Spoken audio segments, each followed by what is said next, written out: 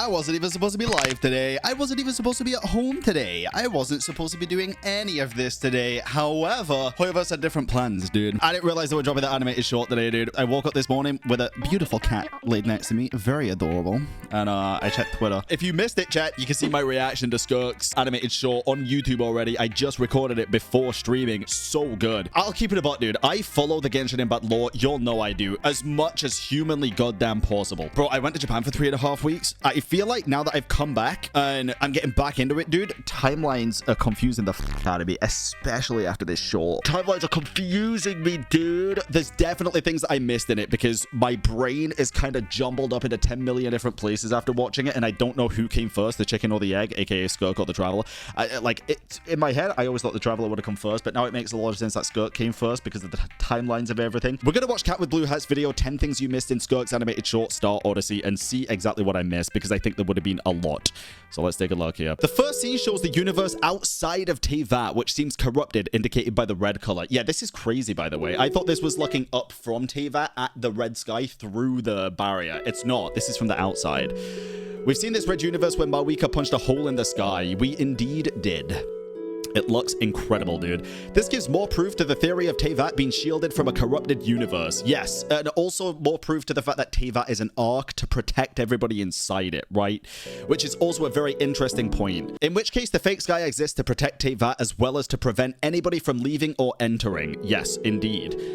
Incredibly interesting point. We also get to see how the fake sky looks from the outside, or how Teyvat looks from the outside. I saw some people in the comments and on other people's stuff after I uploaded my reaction to it, saying that we finally got confirmation that Teyvat is a planet, which I don't 100% agree with. It could definitely still be a continent on this planet. Either way, we are in a planet-esque thing. That is confirmed at this point. Flat Teyvatians frying. Well, you know what I mean though, right? It's very interesting. It seems to reflect the real universe or is completely dark on the outside. Yeah.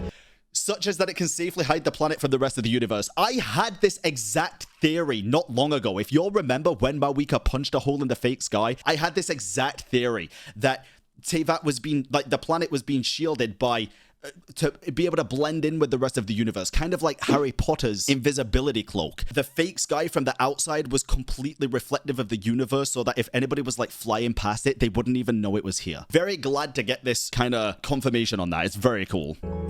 Very, very cool. So perhaps the Heavenly Principles have always tried to shield Teyvat from the corrupted universe. Another big theory that a lot of people have had, including myself at some point, with not really any substantial evidence, because, and again, this is my big thing when I say things that are currently canon in the universe can change at the flip of a coin, dude, when new information gets revealed and become canon. Everybody is always like, Heavenly Principles, bad, bad, bad, bad. It might not be the case, dude. Just like when everyone was like, the Fatui Harbingers, their endgame goal is bad. Now, hey, by all means, the ways that they're going to get to that endgame goal might be bad, but I am of the belief, and have been from pretty much the get-go, that the Fatui Harbingers and the Traveler and the Archons are all after the same end goal. They're just going different routes to get there. But in doing so, has trapped everybody on Teyvat, preventing them from ever leaving the planet. Yeah, which could be a good or bad thing, at least until somebody, a Descender, fixes the problem.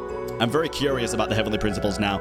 However, this fake sky did not exist during the time of dragons before the Heavenly Principles showed up.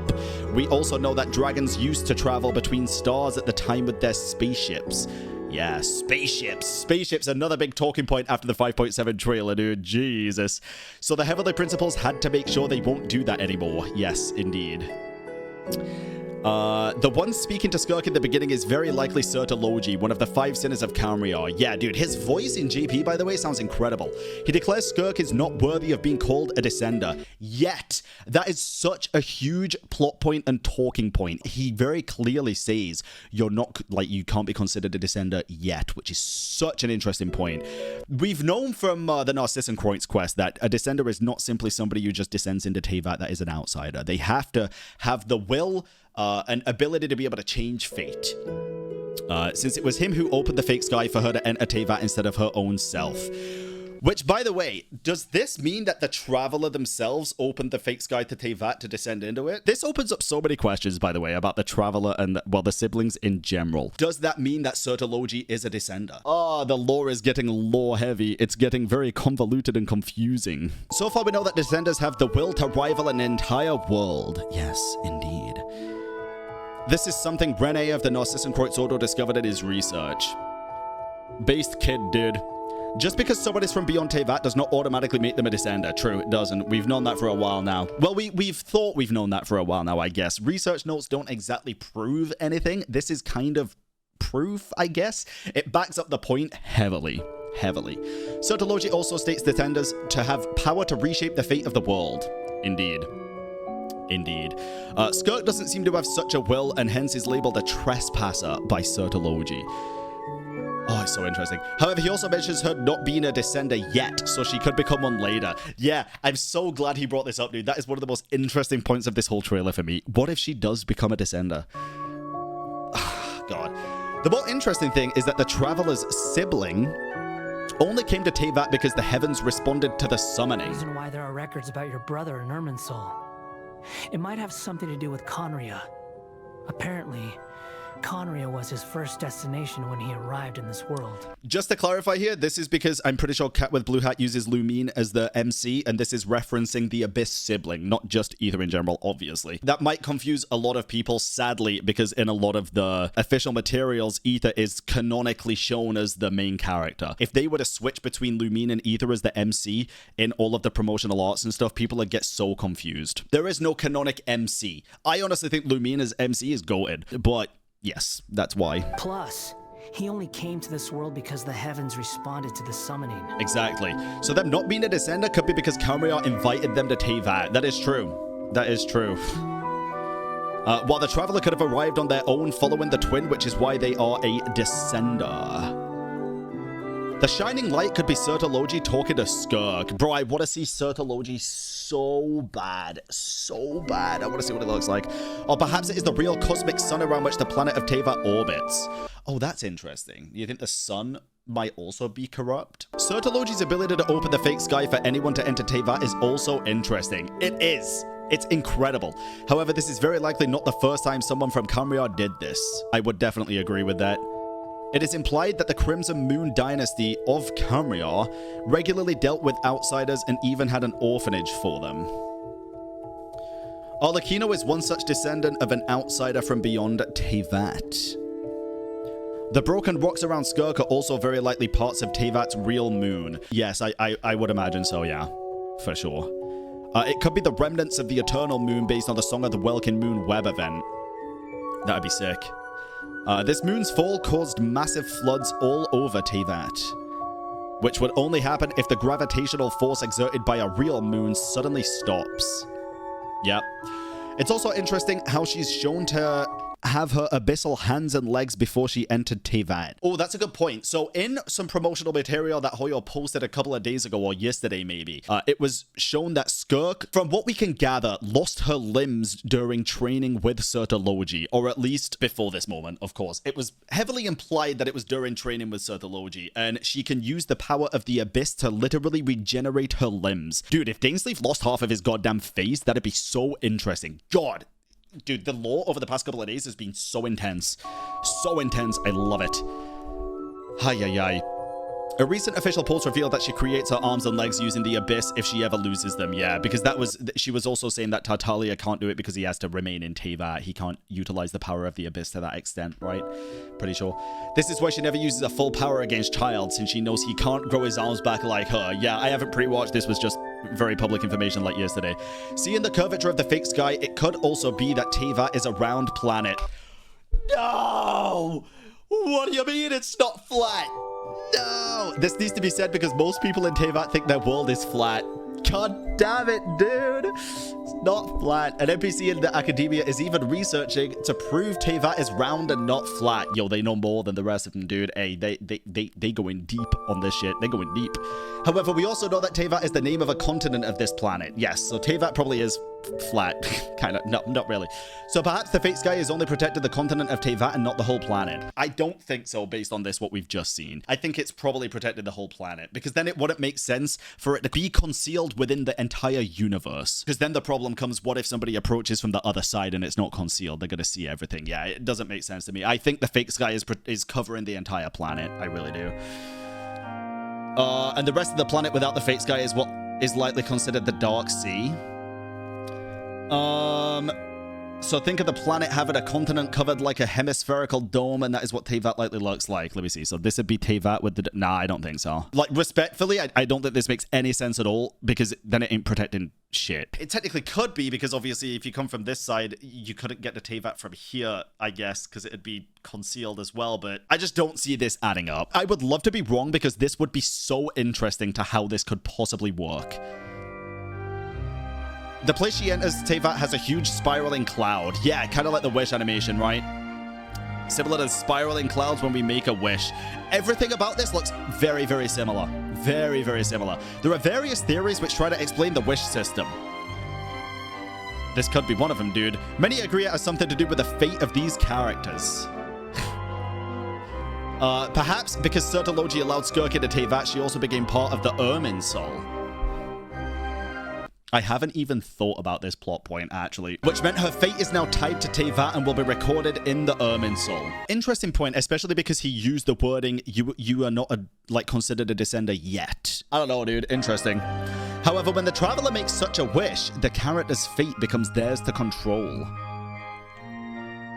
A lot of this theory also has to do with how the Traveler will eventually ascend and influence fate. Yeah, this is a very interesting point. The Keeper is fading away. The Creator has not yet come, but the world shall burn no more, for you shall ascend. Very interesting. Seeing Farina and Nuvula in these scenes reveals when Skirk arrived in Teyvat. I missed a very important point here, admittedly, when I watched, because I was so taken aback by everything else. But this does prove that Skirk people think, including myself now, this proves Skirk landed in Teyvat way before the Traveler. And it's because Farina is still the Archon here, because of the clothing, the designs, everything else. It very much alludes to the fact that Farina was still the Archon here. Since Farina became an Archon around 500 years ago, Skirk arrived no earlier than that. Yes, indeed. So this scene of Farina and Nuvula is from some time in the past 500 years. In this scene, Skirk could also be exploring Dragonspine while we hear Alice in the background. Yeah, so when I reacted, I couldn't really tell at first whether this was Snezhnaya, Nordcry, Dragonspine. I alluded to Nordcry, but now that we know about this, and I did say this in the video as well, it does look a lot like Dragonspine, dude, but I'm sure there's plenty of snowy mountains in the other snowy regions, to be fair. But the fact that she's talking to Alice here as well does allude to the fact that it is probably Mondstadt, but I don't know. Alice seems quite friendly to her, but she could also be on guard against Skirk. So here's the thing, though. Alice was sent to protect the borders of Teyvat. Did this happen before Alice was sent to protect the borders? How did this happen otherwise? Oh, God, it's so interesting, dude. All of these characters and timelines and everything else, it's just so much. And I'll keep it a buck here, dude. Listen, I get confused about the lore a lot. I think most people do. There's some people that have followed the lore since the very beginning, that follow every minute detail, who quite literally just know everything and don't get confused at all. People like myself, dude, I get confused because there is a lot of lore. There's a lot of theories that I digest and take in that it's hard to keep up sometimes. It really, really is. And I think most people will agree with that. It's kind of crazy, dude. Next, we see her exploring the Desperate Ruins in Sumeru Desert. Yeah, I didn't even mention this in the reaction, but it's very interesting to me how she seems to hold some kind of emotional weight to this. Like, not necessarily just this pillar, but like this area or something that happened here, right? Like, it looks like she's emotional about something. Look at her. Hold on. Like what happened? You thought the same? Yeah. Who is that? Whose pillar is this reference? What? Oh, I'm gonna need some explanation, dude. She seems to have met with Dainsleif. Yeah, and this is before the world quest was done, obviously, because this guy still looks awesome and cool. It seems she fought with Dain here since he seems to have recognized her fighting style. Indeed. Dain could have been hostile to her at the start, seeing that she is a sinner's disciple. Yeah, to be fair, I don't think he was hostile with her from the start because she was a sinner's disciple. I think he realized during this fight that she was a sinner's disciple because he seems to obviously know some of the sinners because he knows them all by name. And I feel like he's had run-ins with them before. And the thing is here, it's like he seems to recognize the fighting style that Skirk has based on Surtalogi's fighting style, right? Bro, Surtalogi must be one of the most insane swordsmen in the land and out of the land if he recognizes her fighting style just based off that. After knowing that her goal is to defeat Surtalogi, they could have stopped fighting. Maybe. Yeah. Maybe. Oh, it's insane. Then we see her in Liyue's Chingsa village bamboo area. Do you think that could be something to do with the Moonlit Bamboo Forest, or nah? If it was sometime within the last 500 years, probably not, right? Like, I'm talking about, like, referencing the book here and the lore from the book. It is weird how they showed that specific area otherwise. It's gotta be. It's gotta be something to do with it. It's after this that she met with the young Ajax, Tartaglia, and trained him. Yes, indeed. Indeed.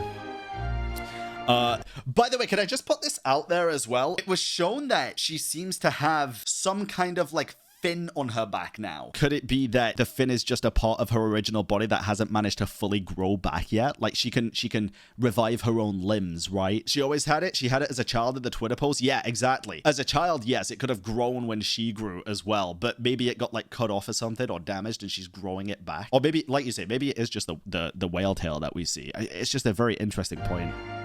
Very interesting point. This scene seems to show how she survived in the Abyss on her own for hundreds of years. Yeah, bro, this area looks sick. We also see this red and black smoke monster, which we've seen in Mawika's animation before. Wait, have we? I was wondering what the hell this is. Did we see it in Mawika's animation? Interesting. Oh, what the hell was this from? Wait, what animation was this? Bro, Mawika had so many different animations, I'm confused. Yeah, this could easily be the monster that's in the Mare Javari then. Actually, would this make sense since Albedo required the flesh of the monster? Interesting, interesting. It's a representation of an abyssal monster. I do think this is probably what it looked like though. Maybe it's just censored, maybe? Oh no, we'll see. We'll see. It could be the Bakunawa from Natlan's Mare Javari, or perhaps something else. Yes, indeed. It probably is that. The final scene shows are looking at the drawing the traveler made on Mondstadt's beach. I'll get into this in a second, because yes, that is what it looks like from the get-go here. This means she arrived on this beach a couple of hours after the traveler left for Mondstadt City. So if the traveler had stayed for a bit longer, we could have met Skirk before starting our journey. Bro, to me, it's like... Do we ever see... I even went back into the original animation to check this, dude. Do we ever see the traveler actually draw this? Because in the original animation, it looks like there's a stick next to it for sure. But I don't think we see the traveler actually using it to carve it into the sand, right? Yes? Do we? Did I just miss it twice when I checked? Huh? Oh, no, you're right. No, you're right. Is that a stick? Yeah, it is. Hey, I own up. I am completely and utterly wrong. I never saw the stick, dude. Dead ass. But we don't see who's holding the stick. You know what? You're so right. I actually think Skirk possessed us for a second. Fuck it, dude.